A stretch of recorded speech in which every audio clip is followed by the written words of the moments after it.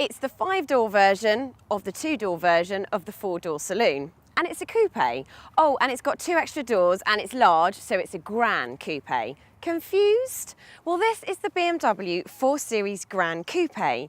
And in this review, I will share with you what it's like to drive, how practical it is, and how much it costs to buy and run.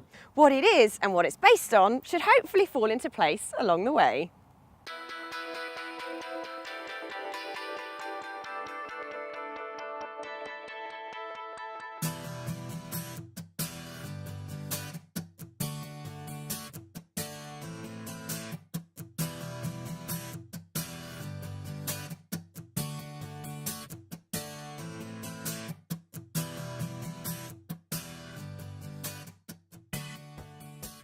As you would expect from BMW, this interior is very driver focused, with logically laid out controls and dials.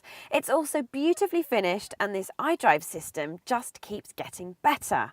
The scribble feature for the sat-nav is neat, and the abundance of cubbies will keep even the most prolific of hoarders satisfied.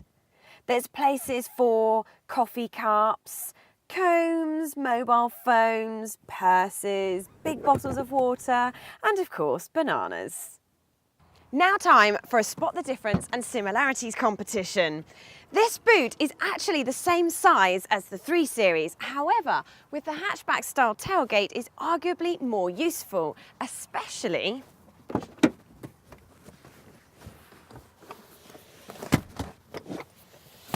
when you fold the rear seats down, which is great for bulkier loads. Cue helper with my race tyres.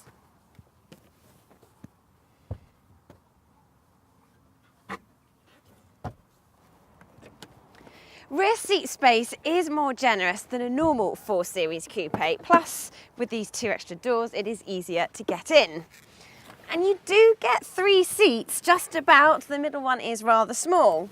Now, other than the fact I'm not driving, my 5'4.5" is quite happy sitting in these rear seats.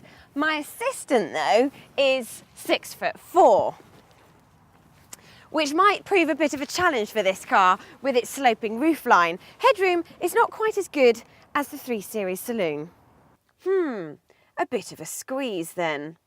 More practical than the 2-door coupe it might be, and with a convenient hatchback, but the Gran Coupe still has some compromises. It scores 8 out of 10 for space. BMWs have always been renowned for being fun to drive, and the 4 Series Gran Coupe does not disappoint. This one has the optional adaptive M Sport suspension, which gives it a fine balance between a comfortable ride and involving handling.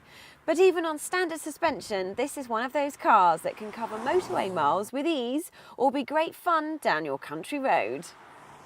The steering is nicely weighted and very precise, plus its initial response is slow and smooth rather than fast and pointy, which suits this car's grown-up nature.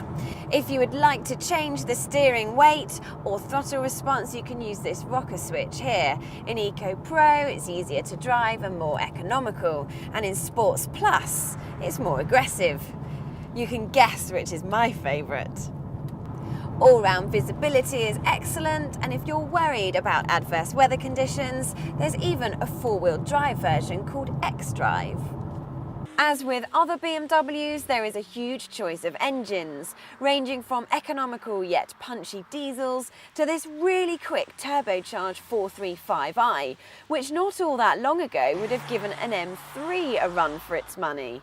The manual gearbox is good, but our preference is BMW's 8-speed automatic, which is one of the best in the business. With no real weak points in the range, the 4 Series Gran Coupe makes a fine junior executive contender and scores a superb 9 out of 10 for driving.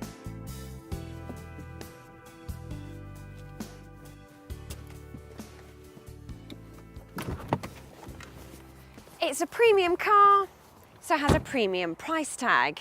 It's worth noting though, the 4 Series Gran Coupe, although more expensive than the 3 Series on which it's based, is better equipped as standard. That's not to say though that you can't splash the extra cash on a few of those optional extras. This one has almost £10,000 worth. But if you're opting for one of these as a company car, it actually works out cheaper than the equivalent Mercedes, Audi and Volvo, thanks to competitive pricing and low CO2 emissions, especially of the 2-litre diesel, which returns over 50 miles to the gallon. Combine this with the fact that having a BMW badge helps to maintain residual values, and the 4 Series Gran Coupe makes a lot of sense, almost as much as the slightly cheaper but not quite so stylish 3 Series saloon. If affordability is top of your agenda, the 3 Series remains the one to have.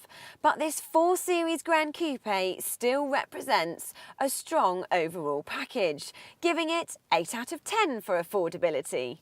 All in all, the 4 Series Gran Coupe seems to be one of those cars that adds up to more than the sum of its parts. Yes, it's just a 4 Series Coupe with a couple of extra doors. But what's great about this car is BMW has added the substance without taking away any of its style. Throw in competitive running costs, a wide variety of engines to choose from, and the fact that it's great to drive. And the 4 Series Gran Coupe gets an overall score of 8 out of 10. To read my in-depth review on this car, as well as other BMWs and more cars on the market, go to the Telegraph Cars website by clicking here, and don't forget to subscribe to our YouTube channel by clicking here.